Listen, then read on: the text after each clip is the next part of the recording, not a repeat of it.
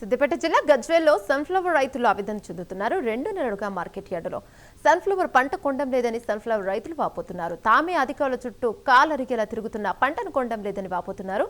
తాము సన్ఫ్లవర్ పంట పండించకూడదా చెప్పండి అంటూ ప్రశ్నించారు. తమ పరిస్థితులను చూసి ప్రభుత్వం ఎప్పటికైనా పంటను కొనాలని రైతులు కోరుకుంటున్నారు. దీనిపై మరింత సమాచారం మా ప్రతినిధి నాగేంద్ర అందిస్తారు. తెలంగాణ రాష్ట్రంలో పంట పండించినటువంటి రైతుల గోస వింటే ఎవరైనా సరే కళ్ళంటే నీళ్ళు తెచ్చుకోవాల్సిందే. ఎందుకంటే రాష్ట్రంలో తాము 6 కాలం కష్టపడి పనిచేసి పండించినటువంటి పంట మార్కెట్ యార్డ్కి తీసుకొచ్చిన తర్వాత దాదాపు నెలల తరబడి మార్కెట్ యార్డ్లలో నిల్వ ఉంచాల్సి వస్తుంది. అధికారులు కానీ ప్రభుత్వం కానీ కొనడం లేదంటూ కూడా తమ బాధను వ్యక్తం చేస్తున్నారు. ప్రస్తుతం గజ్వేల్లో ఉన్నటువంటి అతిపెద్ద మార్కెట్ యార్డ్లో వరి ధాన్యంతో పాటు అదేవిధంగా మొక్కజొన్న కానీ అదేవిధంగా సన్ఫ్లవర్కి సంబంధించినటువంటి పంట అంతా కూడా పెద్ద ఎత్తున ఇక్కడికి చేరుకుంది. కానీ ఇప్పటి వరకు దాదాపు సన్ఫ్లవర్కి సంబంధించి దాదాపు 2 నెలల నుంచి కొనే నాదుడే లేడంటూ రైతులు ఆవేదన వ్యక్తం చేస్తున్నారు. మరొకవైపు వరి ధాన్యంకి సంబంధించినటువంటి అంశంలో కూడా ఇక్కడ ఉన్నటువంటి మహిళా రైతులు మాట్లాడించే ప్రయత్నం చేద్దాం.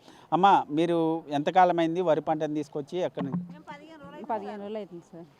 15 రోజులు అవుతుంది. తీసుకొచ్చినాం, ఇక్కడే పెట్టినాం. మొన్న కాంట చేసారు, ఇంకా సంచులు పోవట్లేదు. ఇప్పుడు వర్షం వస్తే మా పరిస్థితి ఏంది అర్థం అవ్వట్లేదు. మరి అధికారులు ఏమైనా మాట్లాడారా? వర్షం వచ్చే అవకాశం ఉంది, మా పంట కొనుగోలు చేయడం లేదు. ఎవరు పట్టించుకుంటున్నారు?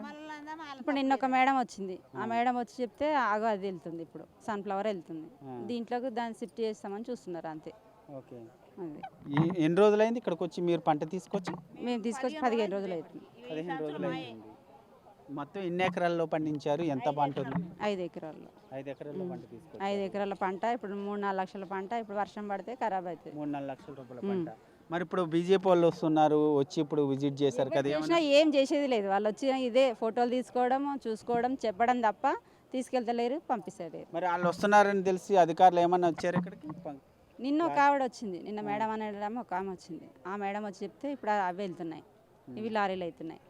అట్లా అమ్మ, మీరు చెప్పండి ఎందుకు చెప్పండి. ఇద్దరం ఒకటే సార్. ఏం చెప్తున్నారు అడుగుతుంటే? ఏం చెప్తున్నారు అంటే ఏం చెప్పాలి, మేము తెలిసి 15 రోజులు అవుతుంది. 15 రోజులు అవుతుంది. 15 రోజులకు ఎవరు కొంటలేరు. ఒక పట్టు ఇచ్చిర్రు, మేము ఒక పట్ట కప్పుకున్నాము. మరి ఒకవైపు ఏం కొనే టైంలో తరుగు అని చెప్పి ప్రతి బస్తాకి 2 కేజీలు 4 కేజీలు 2 సంచులు నింపి కట్ చేస్తారు, అందులో 2 కిలోలు కట్ చేస్తారు తడిస్తే. మళ్ళీ సంచులు పల్టీ మార్చాలి అంటారు. మాదే రైతే మునుగుతాము. మరి హమాలీలకు సంబంధించి మళ్ళీ మార్చాలి, ఇదంతా డబ్బులు కట్టాలి, మళ్ళీ డబ్బులు మాయే.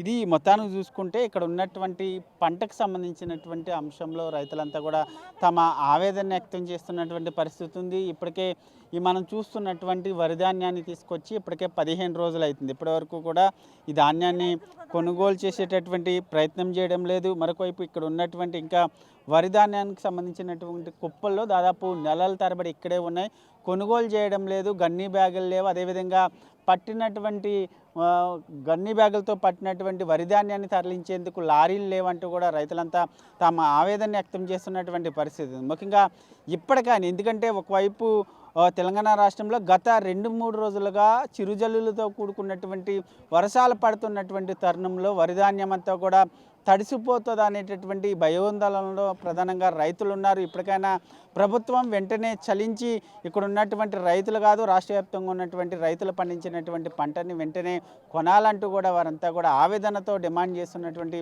పరిస్థితి అయితే కనిపిస్తుంది అని చెప్పాలి. వీడియో జర్నలిస్ట్ శ్రీనివాస్తో నాగేంద్ర, గజ్వేల్ నుండి.